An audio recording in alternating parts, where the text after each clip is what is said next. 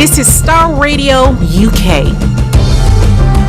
Are you ready to turn it up?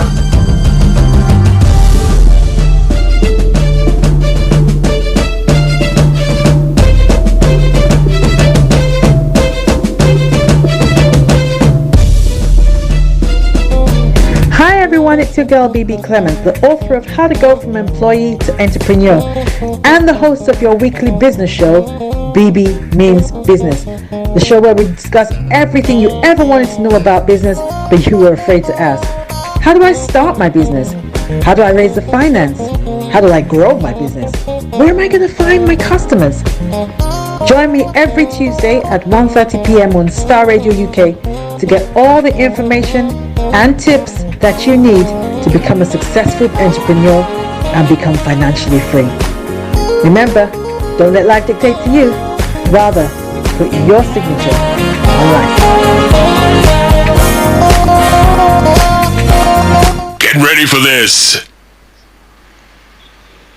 Hi, ladies and gentlemen, good afternoon, and thank you for joining the Bebe Means Business Show once again. I'm so honored that you would use this opportunity and spend your time with me on this show. I'm Bebe Clement, as you well know. For those of you who don't know, perhaps you're joining us for the first time, I'm the host of this show, and I'm here, same place, same time, every week to give you as much information, tips, knowledge, advice, anything I can to do with business and entrepreneurship to ensure that you grow your own wealth and you become financially free.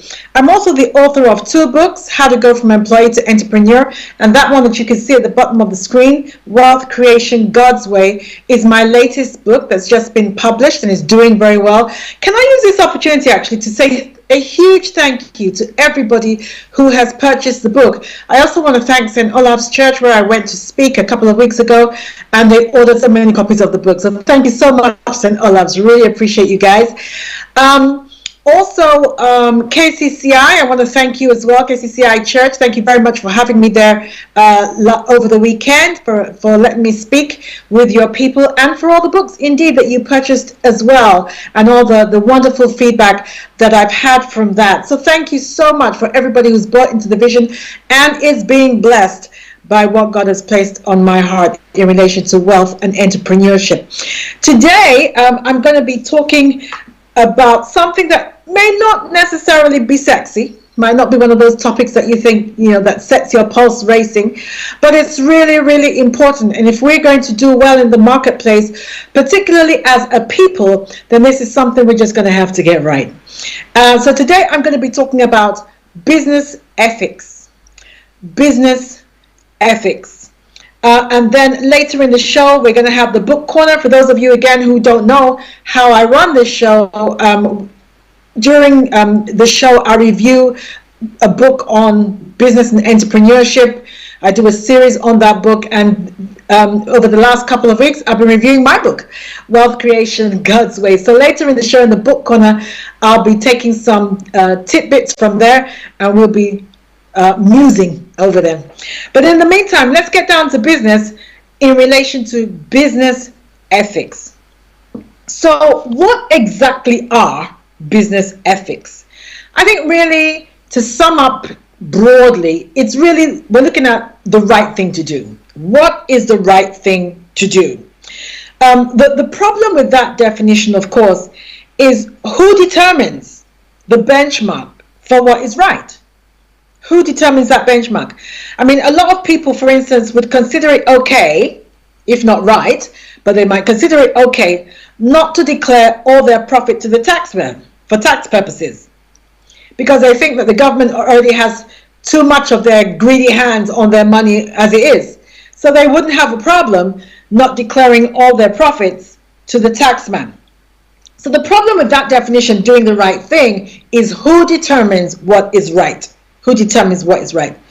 I think you must decide, and this is just my personal view, but I think you must decide how you want to show up in the marketplace. That's quite important. How do you want to be seen and perceived in the marketplace? And this is going to be a personal decision. It's going to be something that you decide, perhaps even before you go into business, how you want to be seen in the marketplace. But that decision will determine what makes you worthwhile as a business colleague and how you are perceived in the marketplace. How you are perceived in the marketplace. That decision will determine or dictate that. How you behave is determined in part by your personal ethics. So how you show up in the marketplace will, to an extent, in fact a large extent, be determined by your personal ethics. So it might be a good idea to take those out and have a re-examination of those. Where are my personal ethics? What do I stand for? So let's look at some of the things that can guide you in making ethical decisions in your business. Okay? So we're looking at some things, just a bit of guidance that can help you in your business. And the reason why I talk about this is because I hear a lot of people in the business place complaining about others not having integrity. But sometimes those very people do not act in ways that reflect integrity. So I think there's a disconnect between our definition of integrity. So that's what I'm trying to do, give you some guidance as to what business ethics should look like. Now, this is my own personal stuff. So for instance, I think your religious inclinations, if you have any, your religious inclinations should dictate how you show up in the marketplace. So for those of you who are used to this show, I'm a Christian, and knowing that I'm a Christian, I see my business as not being just about making money or making a profit. That's not how I see my business at all. I see my business, first of all, as an extension of my calling. And I also see it that I am a representative of the kingdom of God. And so I am constantly aware that as an ambassador of that kingdom, the decisions I make and how I show up in the marketplace doesn't just tell on me, doesn't just reflect on me, Bebe Clement, personally, but also on the name of the one whom I profess to represent. So that kind of anchors me, if you know what I mean. It kind of anchors me and kind of puts into context certain things that I will not do. The Bible has a particular passage that I find interesting. It doesn't say flee all evil. It says flee all appearances of evil. In other words, if you're about to make a business decision and there's even a question mark about that decision, then let it go. Let it go. If you have to even debate it, is this right? Is this wrong? If you have to debate it, that has already answered your question as far as I'm concerned. So flee all appearances of evil. So your religious inclinations are one way in which you can set your business ethics standards. Another way is the rules of your industry. What are the rules of your industry? And many people have unknowingly acted with poor business ethics, not because they are unethical personally, but because they did not take the time to familiarize themselves with the rules that govern their industry. I know a number of solicitors, my background is law, and I know a number of solicitors who have had their practice intervened by SRA for reasons that could have easily been avoided if they had taken the time to familiarize themselves with what is allowed by the SRA in relation to their managing their legal practice.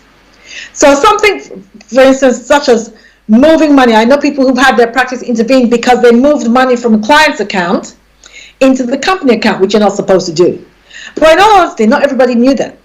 So it's important that whatever industry that you are in, you familiarize yourself with the laws or the rules that regulate your industry, so as not to fall foul of them unwittingly. Okay? Then let's look at integrity. Now, integrity is a big one. Integrity is a big one. And I've got to say, we have integrity to different degrees. And again, our definition of what is integrity varies. So I want to go through a number of definitions of integrity so that you don't wiggle out of this and you don't let yourself off the hook, so that you can look at the decisions that you are making and your behavior in the workplace and the way you're showing up in the marketplace, and personally examine, actually, am I acting in a manner that would be considered as having integrity? So let's have a look at them. Some of the definitions.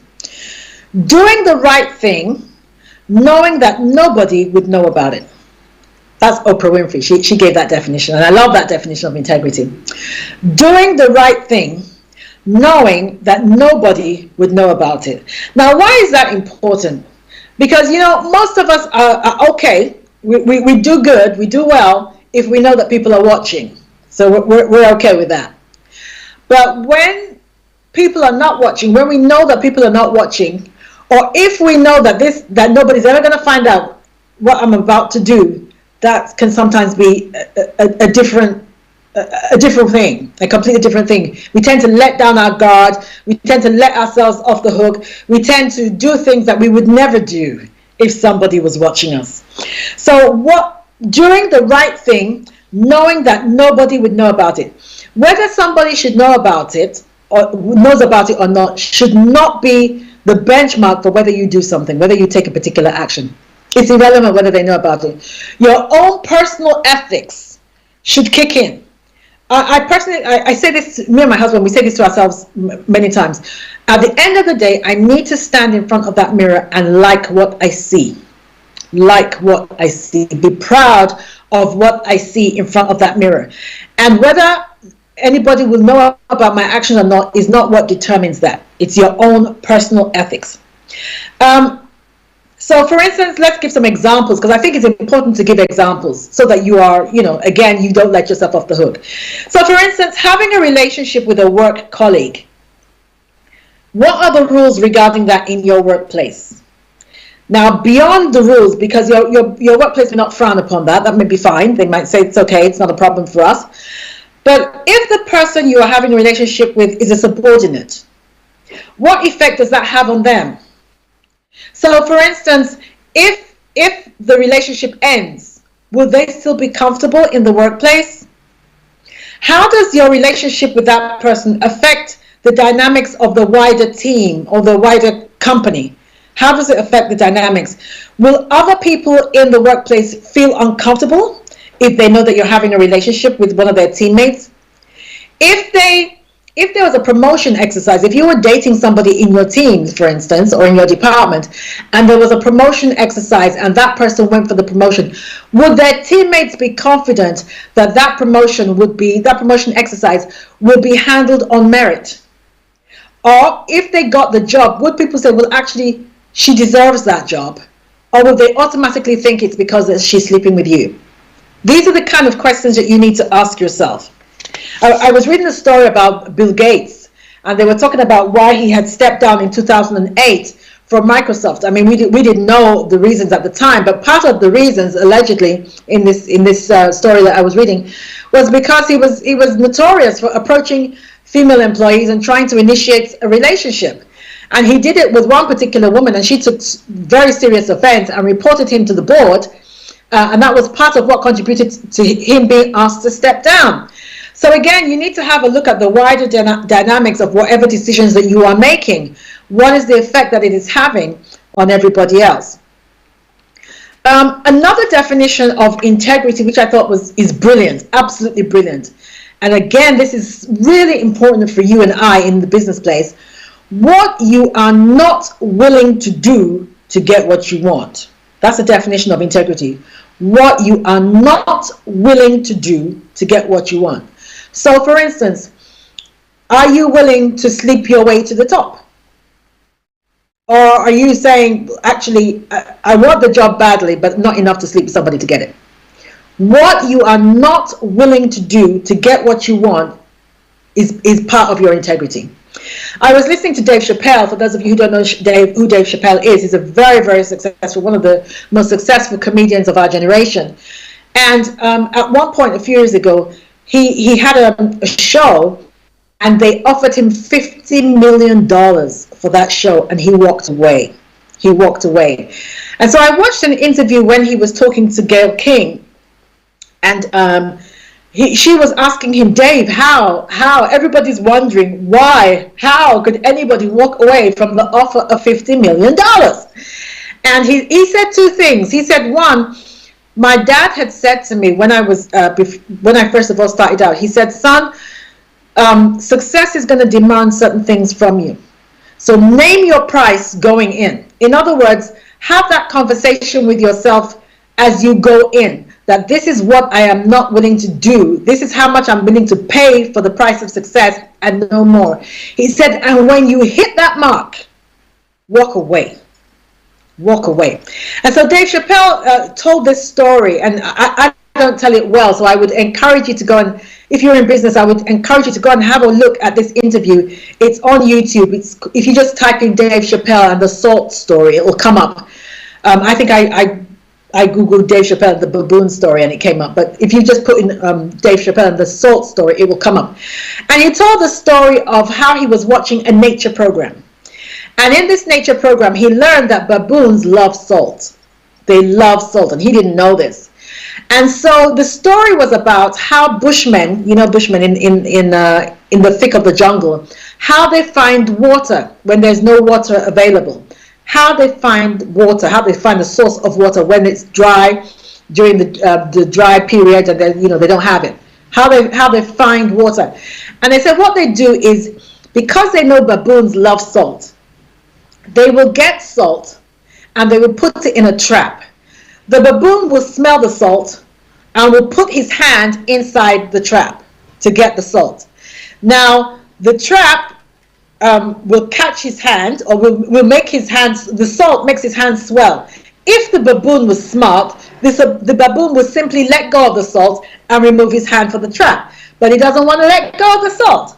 So what the bushman will then do is he will come and take the baboon and throw him in a cage and give him as much salt as he wants. Now, after a while, after having all that salt, the baboon will get very thirsty. And so the bushman knows that the first thing he's going to do is he's going to find the water. He knows where to find the water. So he will open the cage, let the baboon out, and then he will just follow the baboon. And the baboon will always find a stream or a lake or a pond or whatever it is. He will automatically, intrinsically find the water. And the baboon and the bushman will go with the baboon, and they will both drink to their fill. He said in that analogy, he felt like he was the baboon when it came to his career.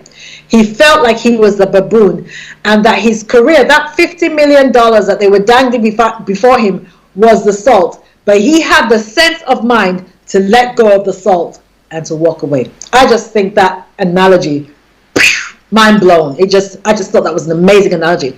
But it showed what he was not willing to do. It wasn't about the money. It wasn't about the money. And I think if we're going to be successful in business, we must have that kind of conversation with ourselves. We must be able to draw a line, a mental line in the sand, and say, I ain't going no further than this. That's it. No, it doesn't matter the inducement. It doesn't matter the salt. I ain't doing more than this. I'm not going past that line. So it's important that you do that, so that you don't let yourself be used. Some of us let ourselves be used. Others look the other way when we should speak out. If you know that there's something happening in the marketplace that you have the ability to talk about or to correct, you should not keep quiet. You should speak up. That's integrity. That's business ethics, and you should be able to do that. If you feel that you cannot do it directly, I don't know, maybe because you feel that your job is under threat, contact the authorities. We have whistleblowers, and there are laws that protect whistleblowers. And yes, I agree that sometimes that can blow up in your face. I'm not trying to play that down, but that's the price that one pays for business ethics. Sometimes you just have to take a stand about certain things. Another definition of integrity is holding on to what you intrinsically know to be right, irrespective of the external pressure. Holding on to what you intrinsically know to be right, irrespective of the external pressure. For my Nigerian peeps, I have a lot of obviously Nigerian colleagues, business colleagues, and one of the ones that they often tell me about is how directors or senior management in a company might ring them up and say, listen, we want to use your bank account, so we're going to deposit a certain amount of money into your bank account, maybe 500 million. And then we want you, after maybe 2 weeks, to pay into another designated bank account, and then you can keep 10%. And they say to me, they justify that to me. They say, well, I don't think it's harming anybody. It's not my business whether they've stolen money or they haven't stolen money. That's their business. In effect, they're using you to launder. That's what they've done. They're using you to launder money. And I cannot see how you can look the other way regarding that, just because they're going to pay you 10%. I cannot see how you can say you are a man of ethics or you are a man of integrity, knowing that happens. Knowing that happens. I just can't see how that could be. I really can't see how you can justify that to yourself. So you might say, well, it's not harming anyone. Really? Clearly, they're stealing from a company. They're stealing from a company. Somebody is going to get hurt. That is somebody's money. So I don't accept that. I don't accept that nobody's going to get hurt. I don't accept that. And again, it's not always about whether somebody's going to get hurt. It's about your own personal ethics. So how do we act? What ways do we act with integrity? What kind of things should we ask ourselves or do to let us know that we're acting with integrity or business ethics? So first of all, you could be looking at, okay, if it's something that's good, who is this good for? Who is this good for? Who does this good benefit? Does it benefit those who are deserving of it, or does it benefit the already mega rich MD or something like that? It might be something good, but the fact that something is good does not mean that it benefits the right person. Harm. Who could this harm? This decision that I'm about to make, could it harm anyone? Could it harm anybody? And who could it harm? What is the degree of harm? So again, going back to the analogy or the example of if you're sleeping with somebody in your office, who does this harm? What effect does this have? What is the truth? That's an important question to ask yourself. When we strip this decision I'm about to make, or this act I'm about to make, if we strip it down to the core, what is the truth here? Not my version of the truth that makes me feel comfortable. What is the truth, the whole truth, and nothing but the truth here? And then examine that issue or examine that decision from all angles. Obey the rules. I've already talked about that. Obey the rules. If you know that this is the rule that governs your industry, then obey it. Obey it. And then I think if you're genuinely just a decent being and you care about your fellow man, there are certain ways in which you will be forced to act. Also, act with reason. Don't be led by emotions. Act with reason and make good decisions. And then I think for me, this is probably the most effective one. Hold yourself accountable. I don't think you should be in any position of leadership, particularly in business, on your own, where you don't have people in your life who can call you and say, Bebe, this thing that you have done or this decision you're about to make is wrong. Let's not sugarcoat it. I'm not willing to sugarcoat it for you. This is wrong, or you are lying to yourself about this thing. It is wrong, or it's gonna blow up in your face. It's gonna affect your family. It's gonna bring the company into disrepute. It is wrong. You should have people like that in your life. You must have mentors. You must have people that you respect enough that can call you out when you mess up or you make the wrong kind of decisions. So why is this even important? This whole business ethics thing, why is it important? It's important because the way you behave matters. The way you are seen in the marketplace, it matters. There is a direct link between your ethics and what people think of you and your business. It goes a great way towards your branding. A great way towards your branding and inevitably your success in business. Because one definition of branding, this is probably one of my favorite definitions of branding, is that your branding, in whatever format it may be, your branding is the promise of an experience and the experience of that promise. I'm going to say that again. Your branding is the promise of an experience and the experience of that promise. In other words, what you're saying, all your marketing material, all the words you use in your brochure, your logo, your this and that, the words that you speak in public about your company, the way you hold yourself in public in relation to your company, all these things are saying, if you invest your money in us, this is what we stand for. This is who we are. This is what you can expect. This is what we will do. That is what your branding is saying. So when you don't deliver on that, when people look behind the scenes and they find that you have poor business practices, you're messing around with your staff, you don't treat your staff well, you formulate your figures, you cheat on your taxes, in other words, you're not delivering on that promise. And all that builds trust. And those of you, who have been in business, you know that trust in business is a currency. It's a currency. It buys something from your clients. And once that trust is broken for any reason, it's very, very difficult to rebuild. So it's very, very important that you do this, that you have good business ethics. Good business ethics. All right, I'm going to take a break now, and as you know, this is a live show, so please feel free to contact us if I've said anything that you disagree with. Listen, I want to hear your opinion. If you've had any experiences with companies that have not shown good business ethics, if you've had a problem, if you've been in a situation where you had to make an ethical business situation, or you made the wrong one, you made a bad one, and it blew up in your face, please share with us so that it can be a warning to others. But I'm going to take a break right now. If you want to get in touch, please hook us up on Twitter. Our Twitter handle is @StarRadioUK. That's @StarRadioUK. Or you can text or WhatsApp us on 07539 661 744. That's 07539 661 744. Or email us at info@StarRadioUK. And those of you, of course, who are watching on Facebook, just put your questions or your comments or whatever in the chat, and we will take them right after the break. Don't go anywhere, because I got lots more for you. Hi everyone, it's your girl Bebe Clement, the author of How to Go From Employee to Entrepreneur, and the host of your weekly business show, Bebe Means Business, the show where we discuss everything you ever wanted to know about business, but you were afraid to ask. How do I start my business? How do I raise the finance? How do I grow my business? Where am I going to find my customers? Join me every Tuesday at 1:30 p.m. on Star Radio UK to get all the information and tips that you need to become a successful entrepreneur and become financially free. Remember, don't let life dictate to you. Rather, put your signature on life.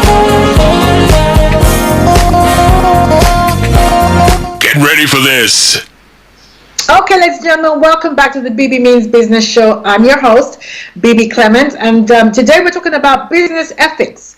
Business ethics. Does it matter, the decisions that we make in business? Does it matter how we behave in business?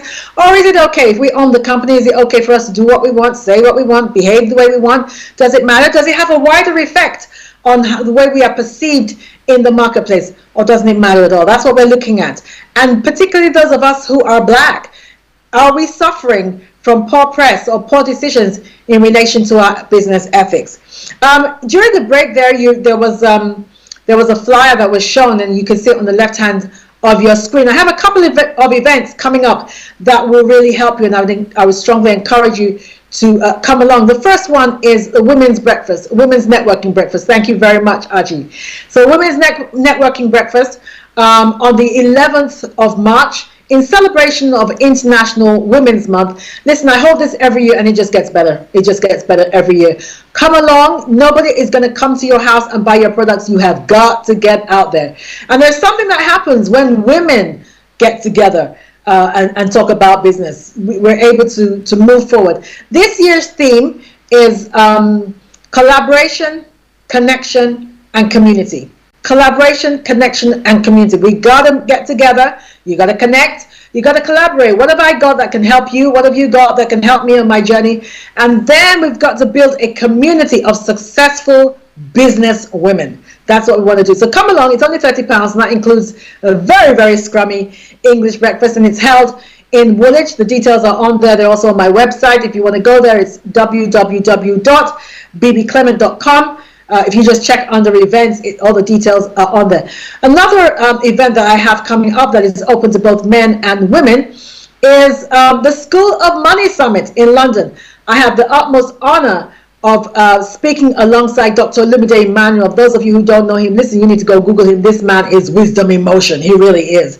And he has a lot to say about business and money, how it works, how to make it, who's making it, and how they're making it, why are they making it, and why are you not making it. He has all the tips and advice, as indeed do I, and so I'd encourage you to come along. This one is free. We're sponsoring this one ourselves. This one is free because we just want you to get the information. We want you to do well. So we just want to sow into your lives. So come along, and that's on the 18th of March, 10 to 2. 18th of March, 10 to 2. It's going to be really, really dope. So come along to that. I'd encourage you to do so. You can register for that. Again, the details are on the flyer. If you go to my website, the website address again, that's bbclement.com.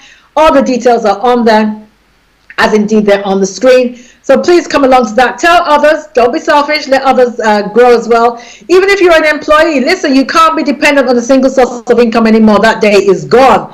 So even if it's just a side hustle that you set up, you got to have a side hustle. Or if you want to make the final jump, you just want to leave your job and go into business, you need to know how to do it. Don't just jump and make mistakes. Learn from other people who have done it and have done it well, so that you don't have to make those kind of mistakes that can cost you dearly. So come along, network, get all the information that you need to do well in business. That's my prayer for you, that you do well. Okay, so we were looking at business ethics, and so I want us to look again at what business ethics looks like in practical terms. So here are some examples. Legal compliance. Familiarize yourself with the legal compliance in your industry. Are your policies and procedures up to date? Now I'm speaking, because this is a predominantly black audience, I'm speaking to us as a people. The majority of black-led companies that I deal with do not have things like staff handbooks.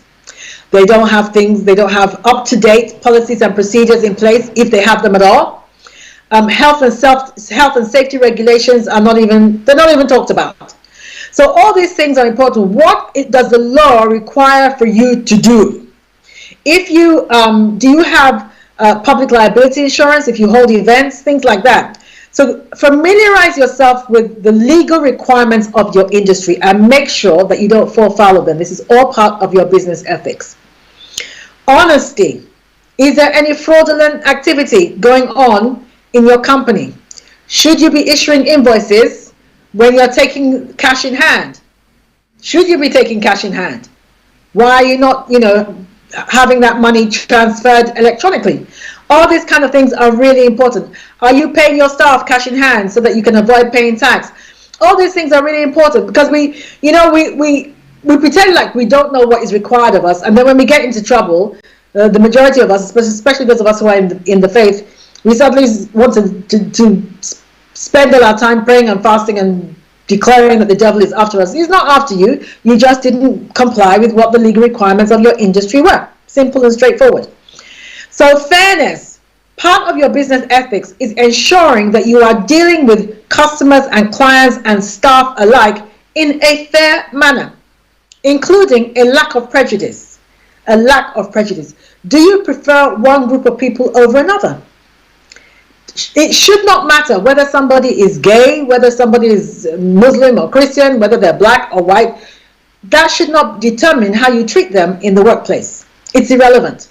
That should not determine how you treat them in the workplace. They have a right to do whatever they want to do with their life, as long as they are working the way in which the job description and their contract requires for them to work. As long as they're delivering, the rest of it is irrelevant. So you have a duty to treat them fairly in the workplace. What are your recruitment practices like? What are your recruitment practices like?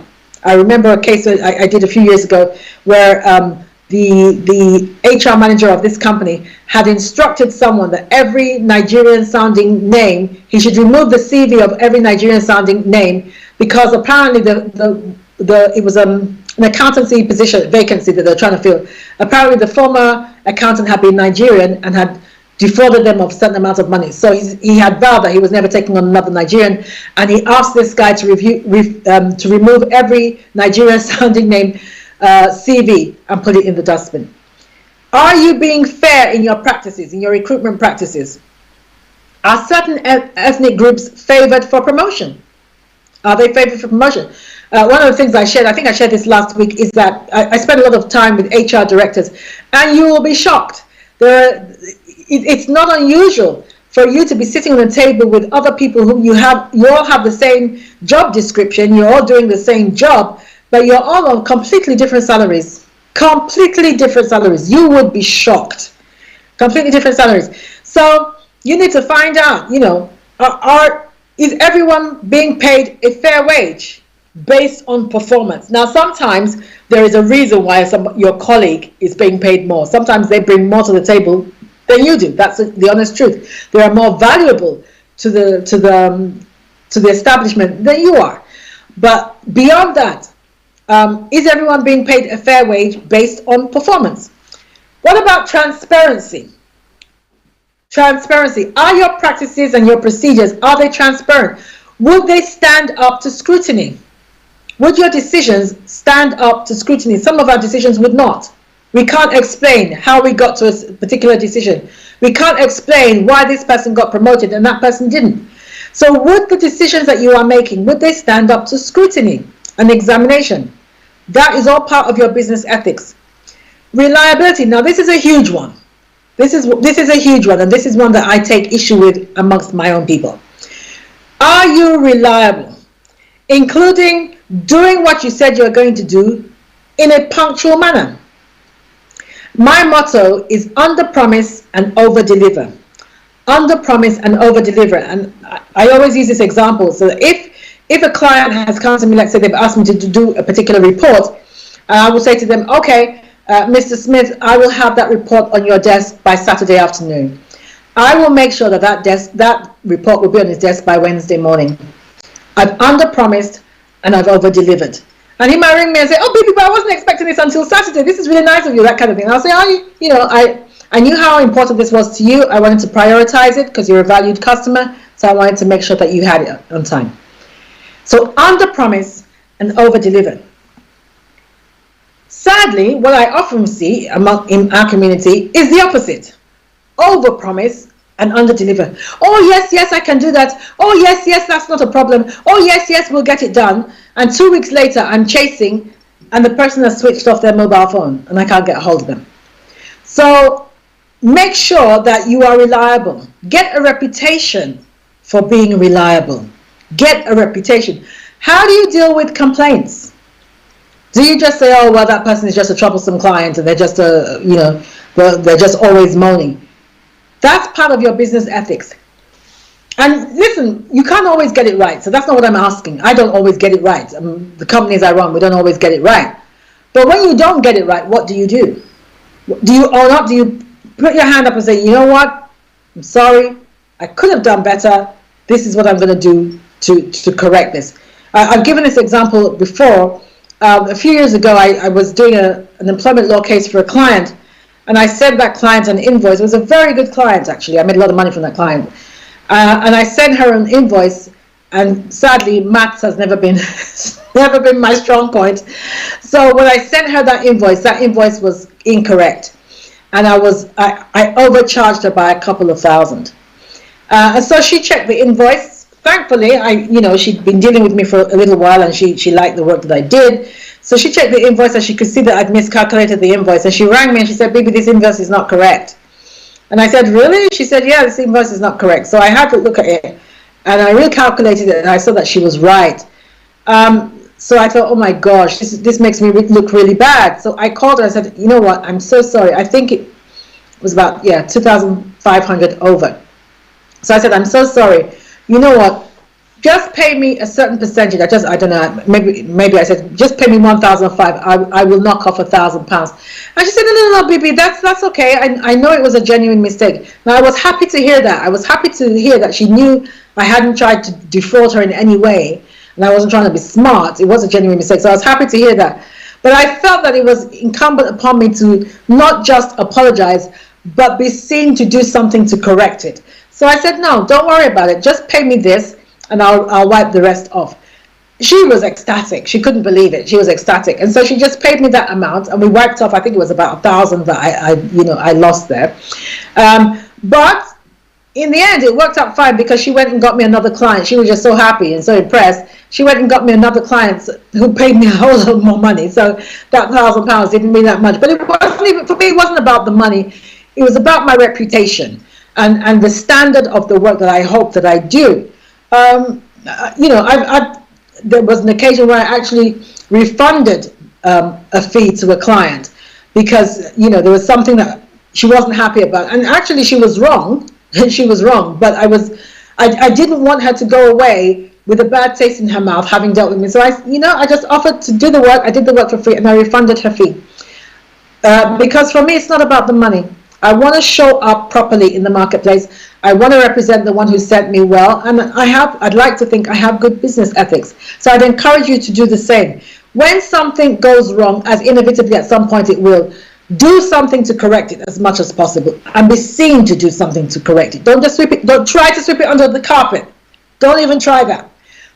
Don't go into denial mode, and don't try to blame the client. Don't try to blame the client. Even if you're right. Even if you're right. So don't do that. Do what you can to correct it. Confidentiality is also part of your business ethics. I mean, the industry that I'm in, the legal industry, that's the bedrock of my industry, confidentiality. But even if it was not, you need to be known as somebody that, you know, keeps other people's secrets. Discretion is also part of your business ethics. It's not everything you talk about. It's not everything you talk about. And it's not everything you talk about in the public place. I mean, I've heard some people discuss some things in the public place, and I'm aghast. How can you be discussing this in a public place? And sometimes it will come back and bite you. I remember the case of this guy who was in a restaurant with a group of very rowdy people in a restaurant in Mayfair. And these guys were having lunch and they were being very, very rowdy. I think they were slightly drunk as well, and they were swearing. And it was a family restaurant. There were kids there and everything like that. And one of the other diners went up to them and said, "Guys, would you mind just keeping it down a little bit and tone down the swearing because there are kids here and everything?" And they went crazy. They slagged him off and shouted at him and, you know, embarrassed him and everything like that. So it came to light that they were actually celebrating a deal. They had just pulled off this multi-million-dollar deal and they were celebrating. So they had every right to celebrate, but then other people also had a right to eat their food in peace. Now, unfortunately for them, they now mentioned the name of the company that they had just started and the deal that they'd done and everything like that. And while they were eating, which they shouldn't have been doing in a public place, but while they were eating and you know, doing what they were doing, this guy went online and bought the domain name of that company. You can imagine the effect of that. No more deal, because he now owns the domain name. He bought everything, the org, the .co, everything. He bought it. And then he went and showed them. So he had the last laugh. So you've got to be discreet. You don't just talk anyhow, or you don't just talk anywhere. Be discreet and you know, respect other people's confidentiality. Now let's go to the wider issues of business ethics. Let's go to things like CSR.